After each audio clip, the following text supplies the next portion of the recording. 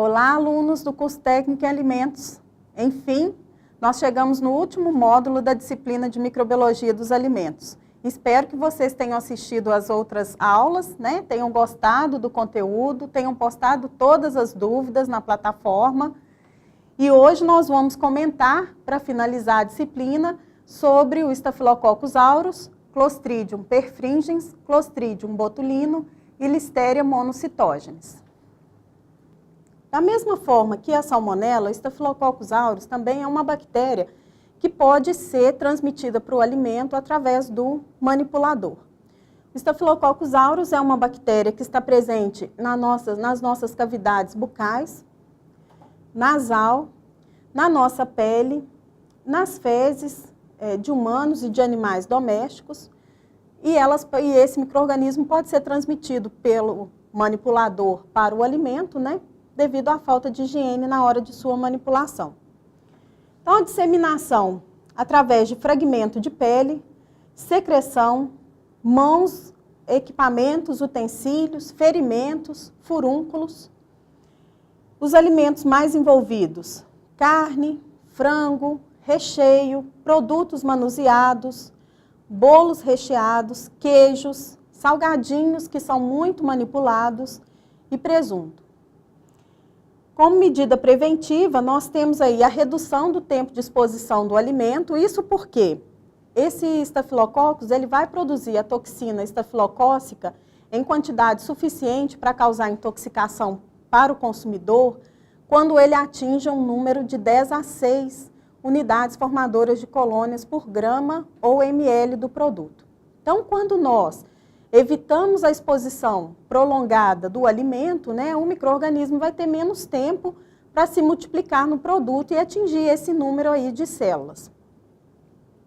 A higiene, então, não conversar enquanto se manipula o alimento, né, manter cuidado aí com os ferimentos, né, o Staphylococcus é uma bactéria causadora de furúnculos, ele é causador de mastite no gado leiteiro, né? Então, a higiene adequada ajuda aí a evitar, né, a transmissão desta bactéria para o produto. O resfriamento ou refrigeração também vai ajudar, porque o micro-organismo vai ter o seu desenvolvimento paralisado, né, vai reduzir a sua taxa de desenvolvimento e, consequentemente, a chance dele atingir 10 a 6 unidades formadoras de colônia no período em que nós temos para consumir o produto vai ser menor.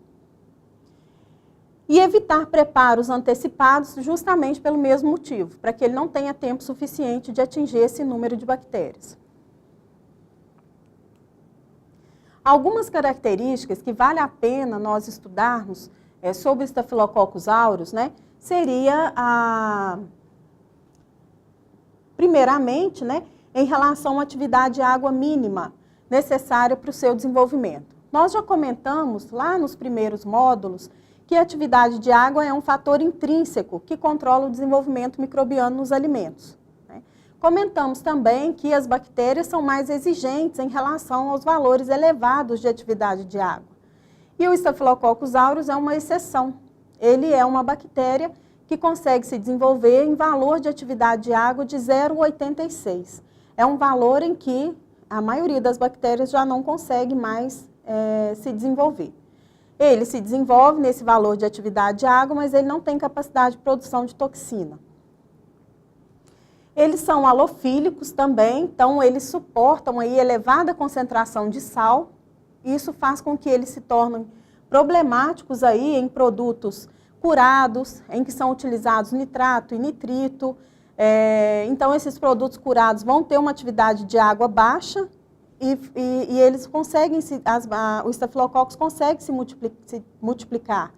E vão ter também elevada concentração de sal, que também não é suficiente para a eliminação deste micro-organismo.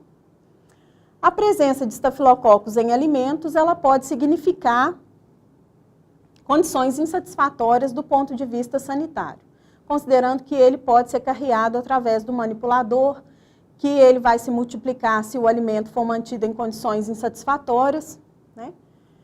Nós já comentamos que a produção de toxina ocorre quando o número de células atinge da ordem de 10 a 6 unidades formadoras de colônias por ml.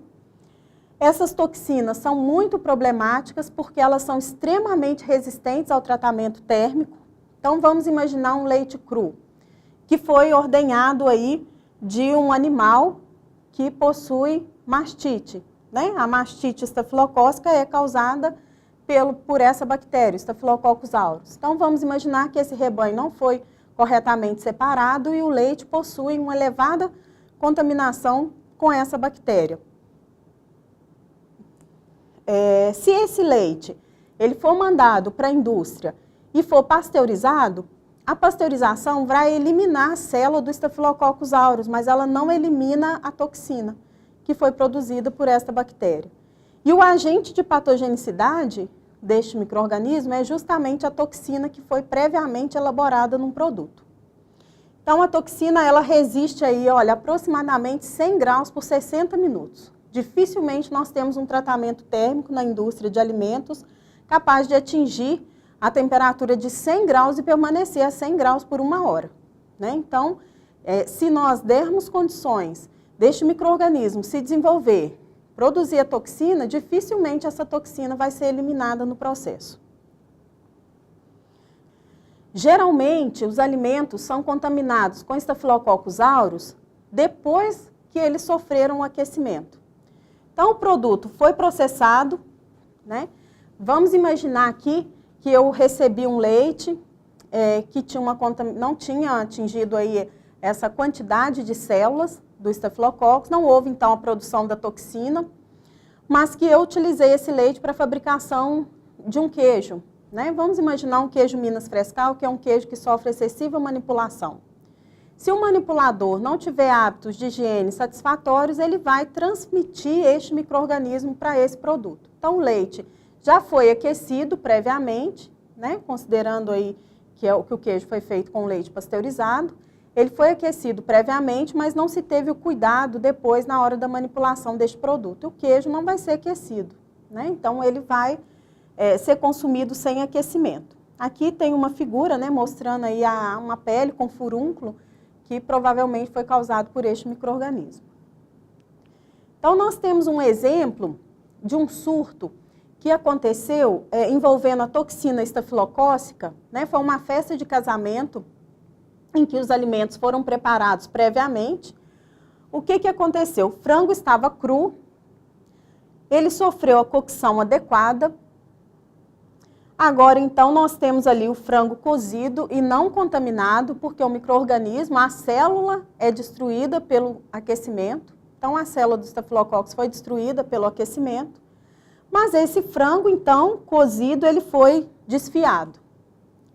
Durante o processo de se desfiar o frango, né, houve uma contaminação por parte do manipulador. Então, as unhas, né, que se estiverem grandes, a pele do manipulador, ou o fato de se conversar enquanto se está desfiando o produto. Era uma festa de casamento em que juntaram várias pessoas para desfiar o produto. Então, provavelmente, né, ocorreu essa recontaminação. Aí aqui nós temos um alimento cozido agora e contaminado, porque a contaminação ocorreu após o cozimento. Né? Como o alimento foi preparado de véspera, se desfiou o frango, para que o produto fosse preparado no outro dia, né? Porque o receio maior que nós temos é em relação à maionese, né? Então, a maionese tem que ser misturada no outro dia, na hora que se for consumir o produto. Esse volume de frango era muito grande, então ele foi armazenado numa vasilha grande, foi colocado sob refrigeração, mas como o volume era muito grande, a temperatura não chegou no centro do produto.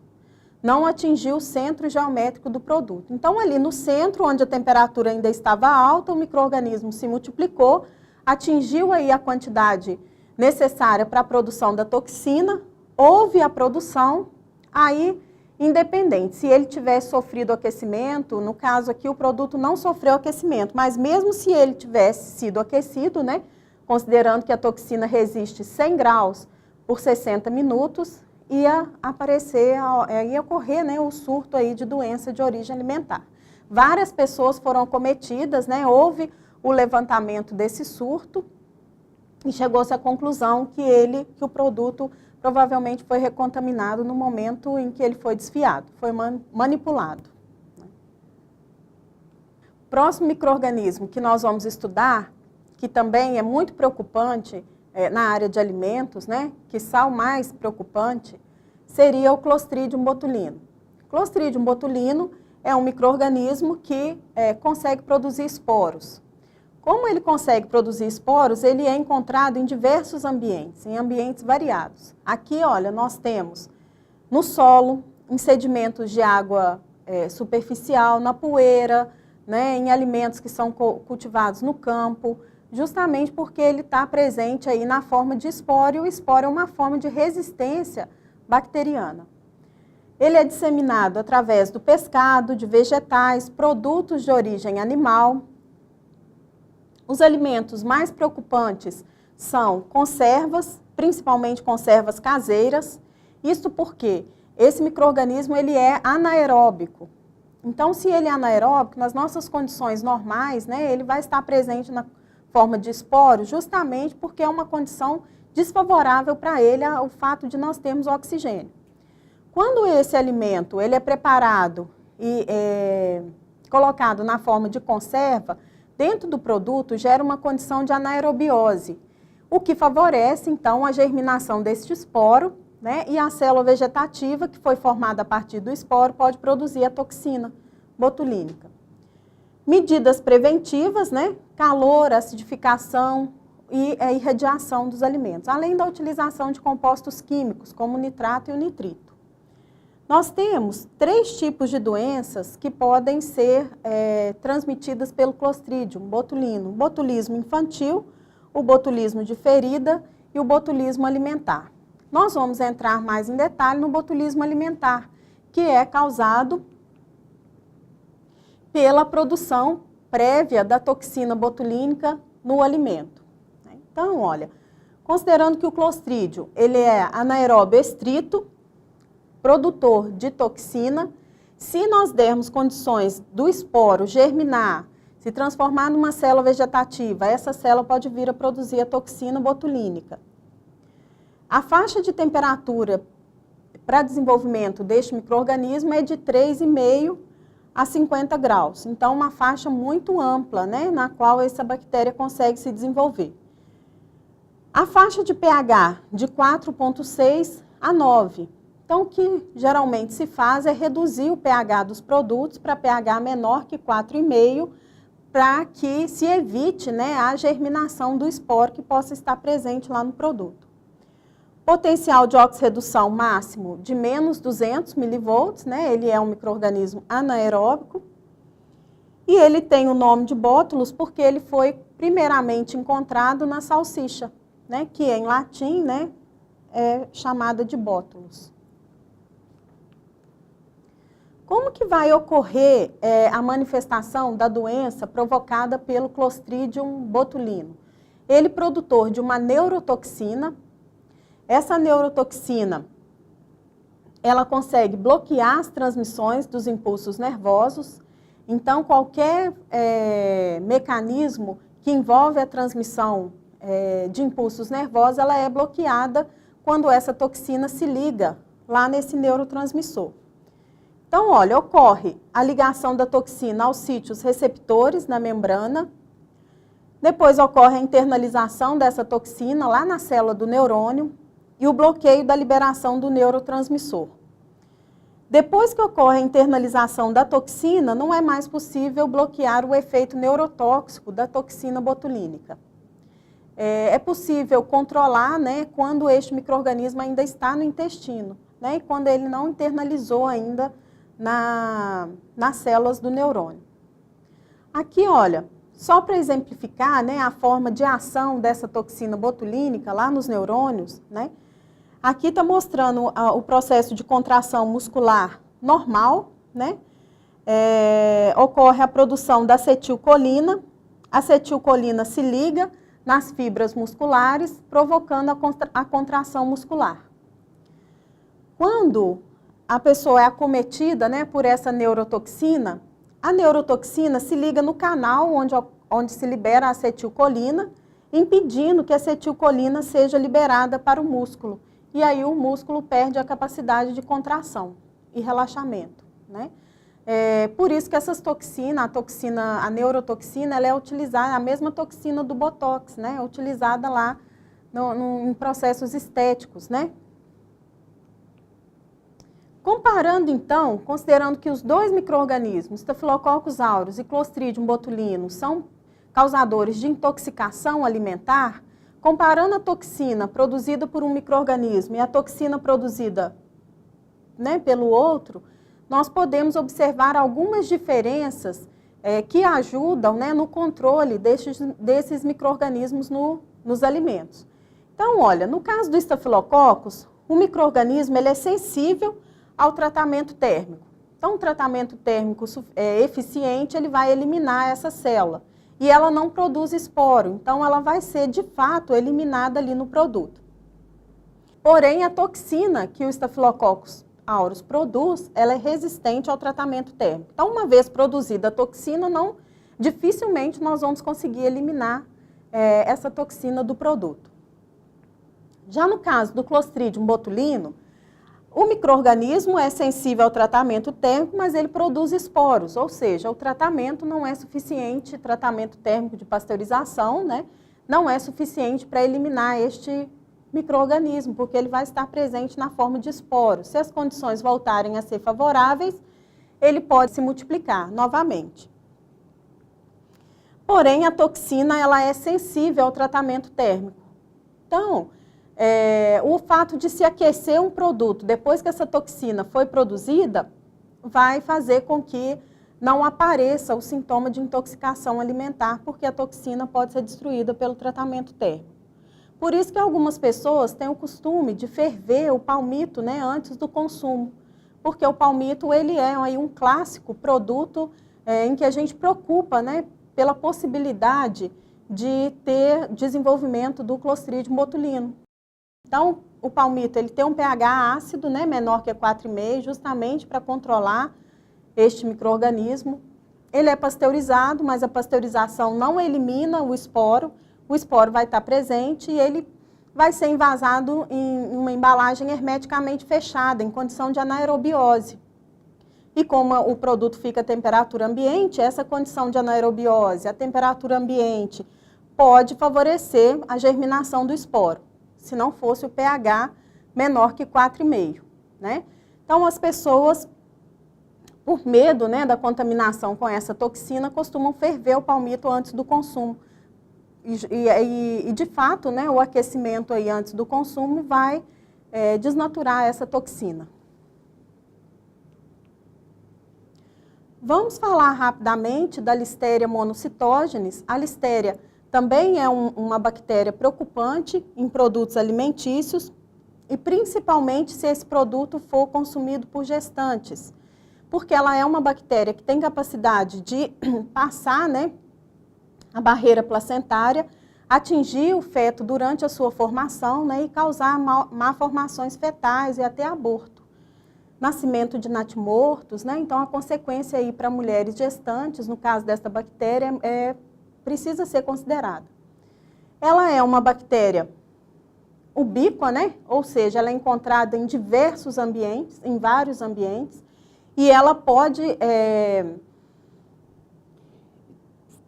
pode contaminar a indústria, né, e permanecer nessa indústria por bastante tempo, né, no rejunte dos azulejos, né, em condições em que nós imaginamos que não fosse encontrar uma bactéria. Ela é disseminada através de alimentos, utensílios e equipamentos contaminados. Os alimentos mais envolvidos, queijos, principalmente os fabricados com leite cru.